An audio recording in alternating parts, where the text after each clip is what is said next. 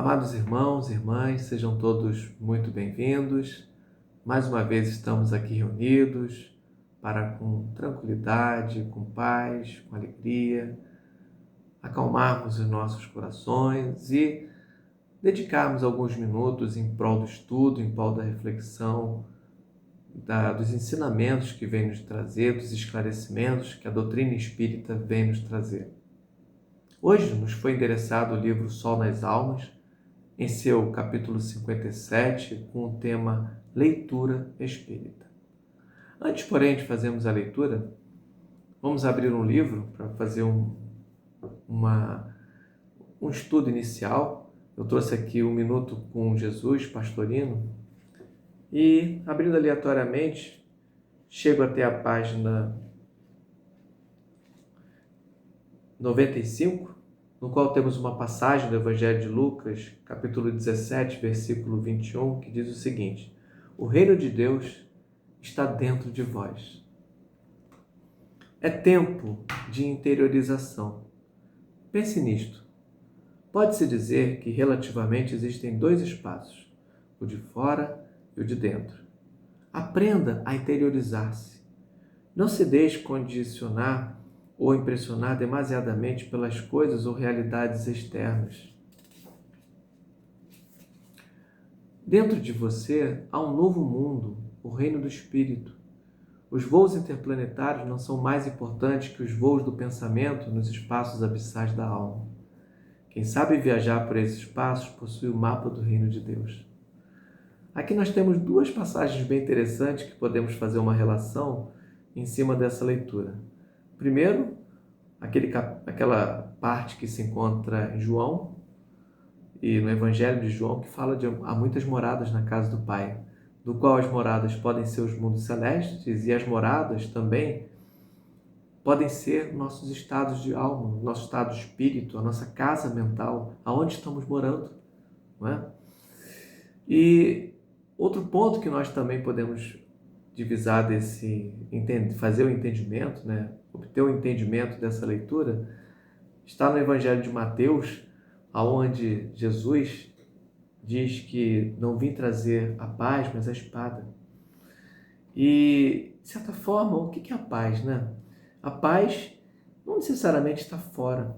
Ela não depende de parâmetros externos, mas sim a paz, para nós efetivamente senti-la, para podermos senti-la, precisamos, de alguma maneira, olhar para dentro. Porque se nós não estivermos na paz interior, como é que nós vamos, de alguma maneira, transformar, observar as coisas com paz, né? A paz não depende dos meios externos. É interessante que quando Jesus faz essa colocação, não vim trazer a paz, mas a espada, tal qual a cruz, naquele formato, só que voltada para baixo, isso nos ensina o livro Ceifa de Luz, por Emmanuel. Nesse livro ele coloca que o significado dessa espada também pode estar voltado para a gente, para o interior, para baixo, para o centro. Porque é importante nós lutarmos contra os nossos inimigos interiores, a inveja, o orgulho, a vaidade, o egoísmo, para, uma vez vencido eles, nós conseguimos divisar a paz. Então essas colocações aqui são bem interessantes e elas acabam se fixando em duas partes do Evangelho na minha leitura aqui. Vamos então, irmãos e irmãs, reunir nossos corações, agradecer mais uma vez a espiritualidade que nos concede esse momento de dedicação, que nos permite estar aqui conosco, para que juntos possamos esclarecer, estudar um pouco mais da doutrina espírita. Estudar um pouco mais, não necessariamente só da doutrina espírita, mas principalmente da moral, dos ensinamentos do nosso amado Mestre Jesus, os ensinamentos de tantos espíritos que vieram em missão, tentar nos esclarecer, tentar nos dar exemplo do que é a verdadeira caridade, da benevolência, da indulgência, do perdão que precisamos aplicar de maneira prática com o nosso irmão, nosso semelhante. Obrigado por esse momento e que juntos possamos dar com as mãos em espírito, reunir nossos corações e iniciar o estudo do dia de hoje. Que assim seja. Feita essa abertura, feita essa introdução, essa leitura final, acredito que agora já estejamos um pouco mais amenizados, focados no nosso estudo. Vamos então iniciar os comentários a respeito dessa passagem do qual André Luiz vem nos trazer algumas considerações bem interessantes. Ele começa o texto falando assim: conquanto o Espiritismo, ou a doutrina dos Espíritos, tenha surgido da palavra dos próprios Espíritos, luminares da evolução e do aprimoramento da humanidade, não será lícito esquecer o trabalho paciente e valioso daqueles Espíritos outros, denodados pioneiros do progresso e da felicidade dos homens, reencarnados na Terra para a elevada missão de fixar os ensinamentos. De cara nós vemos aqui o seguinte, né? Depois da passagem do Mestre Jesus, quantos outros espíritos não volveram à Terra, não encarnaram novamente para, de alguma maneira, fixar os ensinamentos de Jesus? Espíritos devotados ao bem, espíritos que nos deixaram literaturas, deixaram vários ensinamentos tão necessários. O interessante é que André Luiz continua no estudo comentando a respeito da nossa tradicional busca em cima do Livro dos Espíritos, em cima da doutrina espírita, e muitas vezes esquecemos de alguns ensinamentos que são bastante relevantes. Ele continua assim, olha: compreende-se que a mente popular se empenha à procura do verbo revelador que flui da espiritualidade pelos canais medianímicos, acostumada que se acha a encontrar por esse processo, há mais de um século, instruções e lições seguras. Desde que o Livro dos Espíritos apareceu por monumento básico da verdade, em que o homem interroga e os espíritos respondem sobre as mais transcendentes questões da vida e da natureza. De certa forma, André Luiz está trazendo para a gente aqui que é natural. Nós, com a nossa mente popular, buscamos, porque já sabemos que ao abrir uma literatura espírita, ao abrir um Livro dos Espíritos, ao abrir um Evangelho segundo o Espiritismo, nós vamos ter esclarecimentos. A partir de uma comunicação mediúnica que muitas vezes até buscamos no intuito de ter um acalento, uma tranquilidade, saber que nossos entes queridos, por exemplo, já estão vivos, estão lá, não acabaram, não foram embora, não se extinguiram, mas estão vivos e continuam conosco. Enfim, buscamos esclarecimentos, buscamos conforto, seja na literatura, seja nas palestras, seja, enfim, nas instruções, nos processos, nos canais medianímicos, né, nos processos mediúnicos. Mas às vezes esquecemos, e André Luiz lembra disso para todos nós, que é importante nós entendermos que há mérito também em alguns espíritos encarnados. E isso Kardec já deixava claro para a gente. Quem são os espíritos encarnados? Ou quem são os desencarnados que nos dão comunicação? Somos nós mesmos que desencarnamos e que, uma vez do outro lado da vida, já estamos em condições de, ou somos orientados a trazer uma mensagem mediúnica, trazer uma comunicação, trazer um consolo, trazer uma alegria. De alguma forma, trazemos um esclarecimento. Então ele continua aqui, André Luiz. Forçoso, no entanto, reconhecer o mérito dos agentes humanos que dignificam os princípios espíritas, a comentá-los, a desenvolvê-los, interpretá-los, iluminá-los. Isso é tão maravilhoso a gente ler, porque tem palavras, tem colocações na doutrina espírita que são muito difíceis, isso é fato. A literatura espírita, em verdade, muitas vezes possui um linguajar culto, um linguajar robusto, uma linguagem intelectualizada e ainda mais observando o modus operandi de escrever e de falar, assim fazia Kardec, atinente à sua época.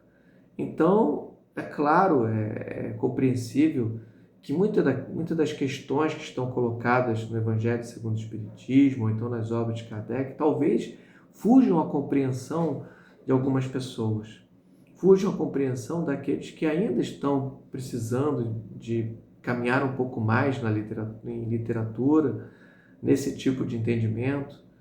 E daí vem um trabalho magnífico, um trabalho fantástico de alguns espíritos encarnados que, como diz aqui André Luiz, comenta, desenvolve, interpreta, ilumina esses ensinamentos, nos traz claridade, nos traz tranquilidade, nos dá conforto, porque esclarecem de uma literatura mais robusta, que necessita de uma percepção ou de um entendimento mais imersivo. Essas pessoas, esses espíritos, conseguem trazer essa imersão numa literatura mais robusta, mas trazer para algo que seja lúdico, algo que seja compreensível, algo que seja claro, e ilumina mais ainda o que tem de ensinamento dos espíritos.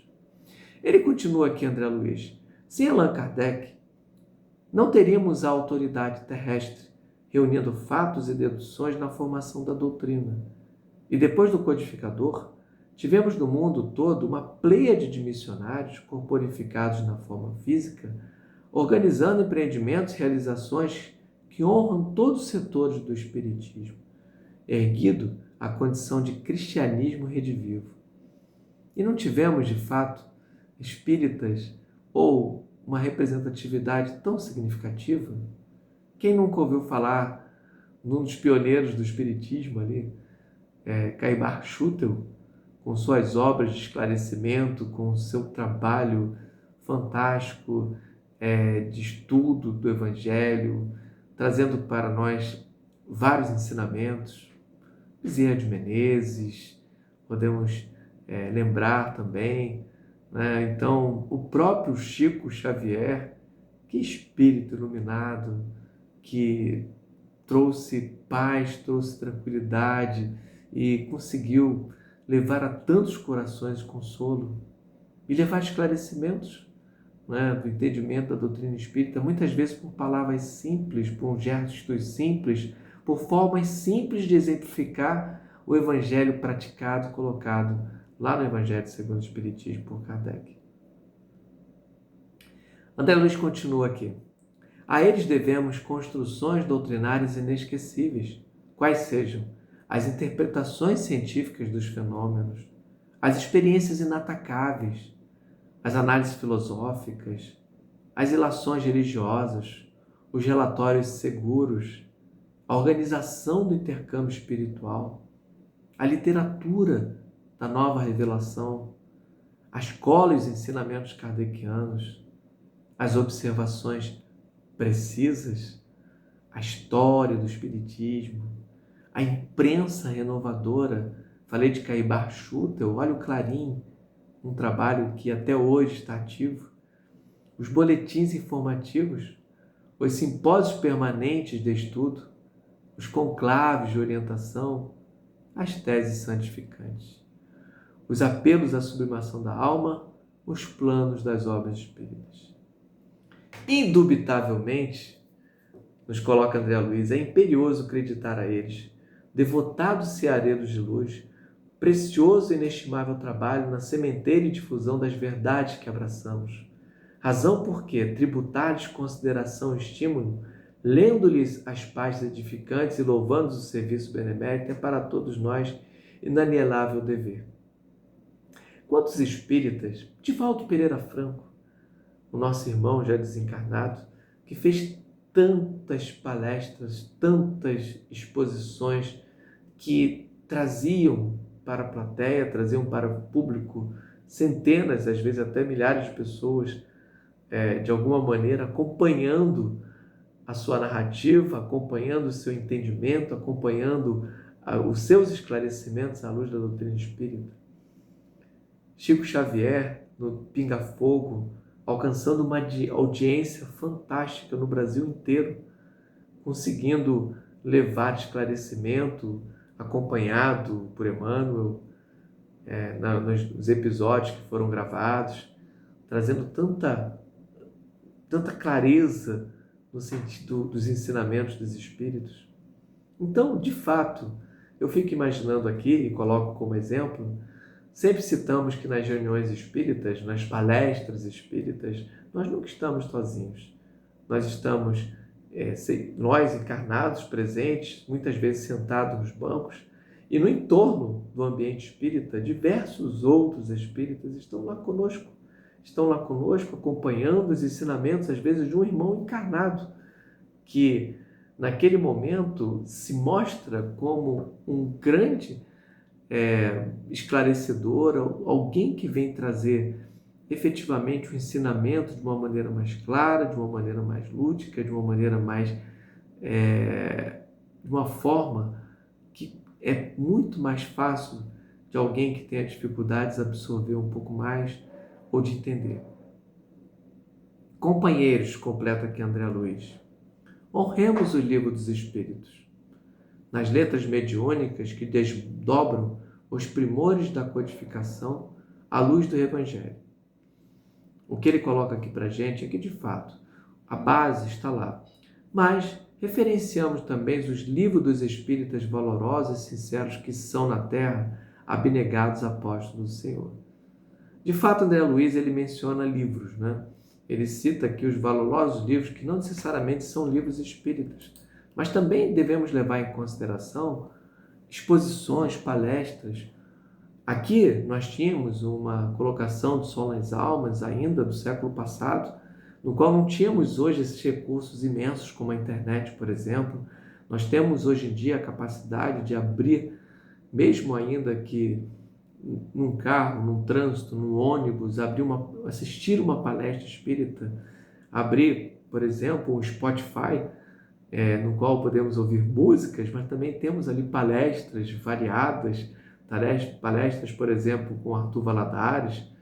Então, são irmãos que vêm trazer um esclarecimento para todos nós e temos todo o material à mão, um material incrível, um material importante, um material que nos ajuda a divisar melhor o que está lá no Livro dos Espíritos, que está no Livro dos Médios, Céu e Inferno, na Gênese, ou seja, consegue nos ajudar a entender muito melhor.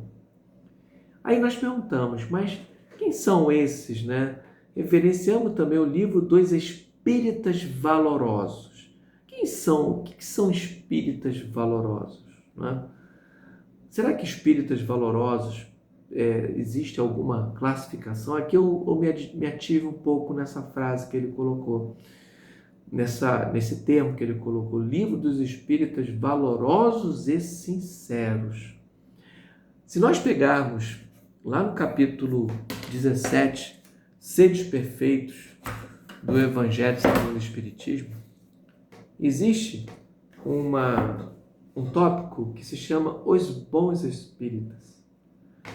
E os bons espíritas, bem compreendido, mas sobretudo bem sentido, o Espiritismo leva a resultados acima expostos, ou seja, do homem de bem, que é o ponto que antecipa, né? Mas o Espiritismo não institui nenhuma nova moral, apenas facilita o homem a inteligência, a prática do Cristo, facultando a fé inabalável e esclarecida aos que duvidam e vacilam. O que ele vem colocar aqui para a gente é o seguinte, Kardec, quando ele fala dos bons espíritas. Porque André Luiz já coloca o Livro dos Espíritas valorosos e sinceros. Quem são valorosos e sinceros? São aqueles que efetivamente aplicam ou buscam aplicar a lei do amor e da caridade. Aqueles que tentam, de alguma forma, buscar efetivamente seguir naquilo que está no Evangelho, naquilo que Kardec codificou para nós, à luz do ensinamento dos Espíritos. E que nesse tópico aqui, ele deixa muito claro que reconhece-se o verdadeiro espírita pela sua transformação moral e pelos esforços que emprega para domar suas inclinações mais. Então, quantos expositores, quantos médiuns, quantos autores trouxeram para nós ensinamentos valorosos, exemplos valorosos, mas exemplos sinceros, não um trabalho buscando atenção, um trabalho buscando, de alguma maneira, atender o seu ego, atender a satisfação, ou simplesmente um trabalho interessado nos efeitos mediúnicos, mas um trabalho sincero, um trabalho descompromissado da tarefa de divulgar no sentido não construtivo da palavra divulgação. Porque hoje, por exemplo, nós estamos aqui fazendo esse estudo, mas com certeza aquele que precisar ouvir de alguma maneira, seja desse estudo ou de outro estudo, a palavra ela vai chegar. Ela vai atender, vai em algum momento atingir aquele coração. Então, o espírita, realmente, aqueles que são verdadeiros espíritas, estão inclinados no bem, estão inclinados em tentar vencer suas más inclinações. Lembrando do que eu coloquei agora há pouco, não vim trazer a paz, mas a espada, tentando levar a espada contra os inimigos internos, tentando melhorar a casa mental. E com isso, sem desejo de retribuição, simplesmente fazem o bem pelo bem. E eles estão presentes no nosso dia a dia. Quem não se lembra, por exemplo, de outros autores, por exemplo, Richard Simonetti, um autor que fez tantos estudos para todos nós aqui, palestras que ficaram gravadas, estudos que levaram a livros de uma tranquilidade, livros assim tão claros, tão amigáveis, de leitura leve, de leitura familiar, no sentido de que essa leitura que Richard Simonetti trazia para nós era tão simples, tão fácil de entender os conceitos do Espiritismo. Então, acaba sendo um daqueles espíritos que encarnaram para nos ajudar a entender as obras de Kardec. Então, meus irmãos, minhas irmãs, o que André Luiz ele vem trazer, o ponto de inflexão desse título, Leitura Espírita, é que nós devemos, no momento em que nós estamos buscando a literatura espírita, e talvez tenhamos uma dúvida, talvez tenhamos uma dificuldade, não devemos parar nessa dificuldade e ficar somente nela, mas buscar esses irmãos que se mostram de maneira, como está colocado aqui, de maneira sincera, de maneira valorosa, nos trazer outros ensinamentos em cima das colocações de Kardec, trazer, não outros, melhor dizendo, mas trazer um esclarecimento desses ensinamentos. Então devemos procurar essas obras, devemos procurar esses expositores, esses palestrantes, devemos procurar aqueles que estão lá também na casa espírita, no atendimento fraterno, às vezes também com todo carinho, com todo entendimento, recebendo alguém na casa espírita, esclarecendo, ensinando. Aqueles irmãos que se devotam a realizar os seus cursos, suas exposições, realizar eventos, aqueles que se devotam a publicar materiais necessários à divulgação da doutrina espírita. Quantos trabalhadores valorosos, né? Mas eu queria destacar o seguinte, conforme está aqui no Seres Perfeitos, nos Bons Espíritas, reconhece a verdadeira inspiração, transformação moral e pelos esforços que emprega em domar suas inclinações, mas para isso não precisa ser só espírita. Então, onde eu quero chegar com essa colocação? Quantos outros irmãos estão devotados a fazerem a sua transformação moral, a tentar vencer suas más inclinações, estão em outras religiões, estão à frente de outros movimentos cristãos, de outros movimentos que nos trazem o ensinamento e a luz? Temos tantos jovens aqui que estão ocupando cargos importantes, seja na política, seja nas áreas sociais, seja nas áreas de saúde, seja até nas áreas de educação. Apenas um exemplo simples do dia a dia de cada um. Outro dia eu encontrei com um professor de educação física ensinando a jovens e ele preocupado com que cada um aprendesse o futebol que ele estava ensinando, preocupado com que cada um fizesse uma inserção adequada do companheiro que estava do lado. Enfim, você vê exemplos todos os dias de pessoas que, de alguma maneira, buscam praticar os ensinamentos evangélicos de Jesus. E acaba que aquilo se torna um grãozinho de areia. Vamos pensar o seguinte: pensa naquelas pessoas que às vezes passam e nem te falam oi para você. Por outro lado, nós cruzamos às vezes com algumas pessoas e elas te dão um sorriso, te dão um bom dia, te cumprimentam, te atendem muito bem, te dão um carinho, te levam uma... derramam em você umas vibrações de amor, de paz. Essas pessoas naturalmente estão depositando em cada um de nós, são muitas vezes até missionários ou então pessoas que não necessariamente podem ser missionários, mas que estão também em expiações e provas, mas que galgaram um degrau acima em algum ponto. E esse degrau, às vezes, é um grão de areia da aplicação prática do Evangelho de Jesus em nossas vidas. Então, eu vou estender um pouquinho das palavras de André Luiz, que ele cita aqui para nós prestarmos atenção nos livros espíritos valorosos e sinceros, mas, como eu já disse antes, prestemos atenção em expositores, naqueles que nos ajudam, mas não também deixem de prestar atenção, além do movimento espírita, mas nas pessoas que, ainda que ocupando outros espaços religiosos, filosóficos, científicos, nos trazem ensinamentos do Cristo, nos dão exemplos do Cristo, nos mostram como é que é o Evangelho praticado. Quantos irmãos devotam seu tempo, por exemplo, para realizar trabalhos em benefício de outros, trabalhos voluntários, trabalhos de busca de recursos para aqueles que precisam?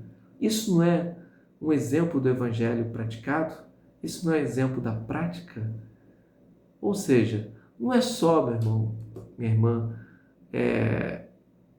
temos a necessidade de um contato mediúnico para termos uma tranquilidade de esclarecimento. Não é necessário somente abrirmos um livro espírita para sentirmos a tranquilidade, sentirmos que nós fomos acolhidos e recebidos. Às vezes o nosso acolhimento está num abraço fraterno, um abraço carinhoso que o irmão pode dar do nosso lado. E às vezes não damos atenção. E devemos hoje prestar muita atenção efetivamente, porque há uma pleiade de espíritos que estão reencarnando, como diz está lá no capítulo, último capítulo, são 23 ou 27 da Gênesis, se não me engano, capítulo 23, em que fala da nova geração, em que já em 1800, naquela finalzinho do século XIX, Kardec já dizia, a espiritualidade já nos trazia a informação de que diversos espíritos estariam encarnando para nos ajudar no progresso. Espíritos bons, espíritos focados em nos ajudar, nos auxiliar no nosso desenvolvimento moral e intelectual. Que possamos estar do lado desses espíritos.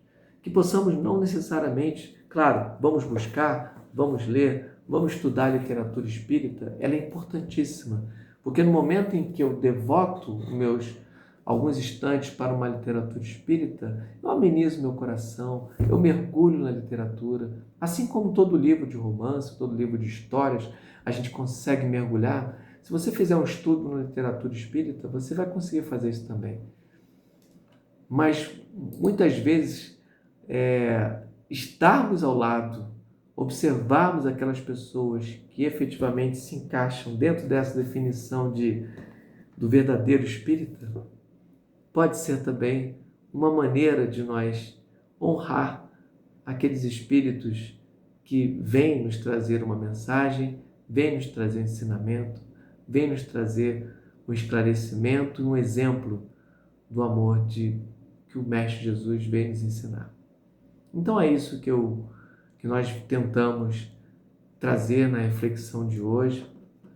Resumindo, leitura espírita é importante? Sim, devemos o tempo todo buscá-la. Vai nos ajudar muito, vai melhorar a nossa atitude mental.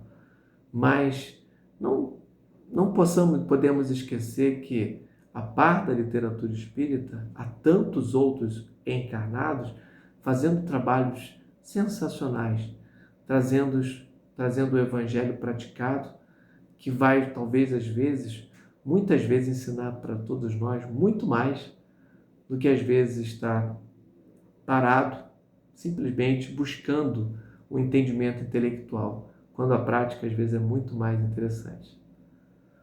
Fiquemos em paz, que agora, enfim, por fim, possamos reunir nossos corações em prece de encerramento, agradecer a espiritualidade que nos intuiu para fazer esse estudo, agradecer pelos nossos lares, pelas nossas casas, agradecer pela presença dos irmãos de luz que estão conosco e que permita, Pai, que possamos estar junto desses irmãos encarnados que vêm de alguma maneira trazer os seus ensinamentos. Irmãos que, sendo encarnados, muitas vezes estão na maioria na mesma faixa mental que nossa, mas já conseguiram evoluir alguns degraus acima.